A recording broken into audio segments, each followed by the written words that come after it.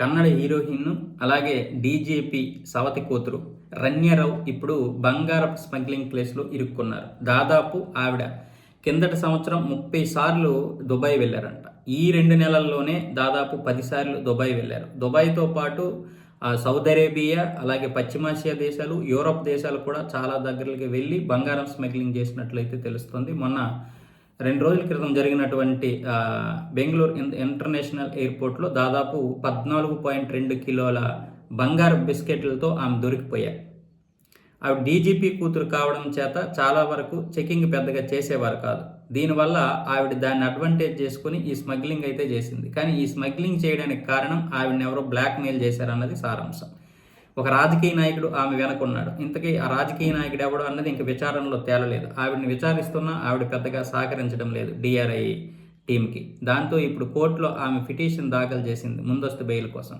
Court అయితే తిరస్కరించింది. అయితే ఆమెపై కొన్ని గాయాలు ఉన్నాయట ఆమె శరీరం పైన. అయితే ఆ గాయాలు ముందు అంటే దుబాయ్కి వెళ్ళడానికి ముందే ఆమెపై గాయాలు అయ్యాయి. ఈ చాలా వరకు ఈమె స్మగ్లింగ్ చేయడానికి కారణం కూడా ఎవరో మొత్తానికి బ్లాక్మెయిల్ చేస్తూ ఆవిడని బెదిరిస్తూ ఒకవేళ బంగారం తేడానికి నిరాకరిస్తే ఆవిడపై దాడి కూడా చేస్తూ ఈ విధంగా అయితే స్మగ్లింగ్ చేస్తున్నట్లయితే తెలుస్తుంది. ఇంతగా రాజకీయ నాయకుడు ఎవరు అన్నది ఎవరికి తెలియలేదు.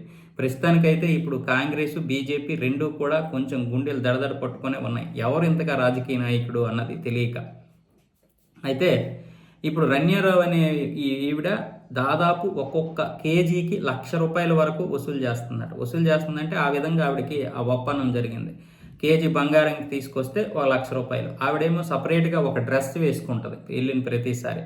తొడల దగ్గర అలాగే చేతులు ఇవన్నీ దగ్గర మొత్తానికైతే ఆ బంగారాన్ని అయితే అందులో ఫిల్ చేస్తారనమాట ఆ డ్రెస్లో. దానివల్లే ఆవిడ దొరికిపోయింది.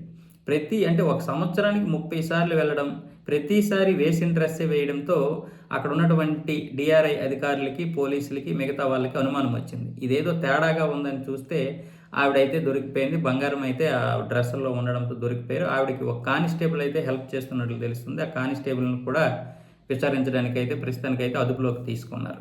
మరి గాయాలు ఎలాగయ్యాయి, ఎవరు అసలు కొట్టారు, ఎవరు అసలు ఈవిడిని నడిపిస్తున్నారు, ఇవన్నీ కూడా ఆవిడ చెప్పడానికి నిరాకరిస్తుంది. పైగా ఆవిడికి ఒకవేళ ఆ నిజాలు గనక తెలిస్తే చంపేస్తాము అనే బెదిరింపులు కూడా వచ్చినట్లుగా అయితే తెలుస్తోంది. ఇవన్నీ చేస్తుంది మాత్రం ఎవరన్నది ఇంకా తెలియరాలేదు. దీని గురించి ఆవిడైతే సహకరించడం లేదు విచారణలో.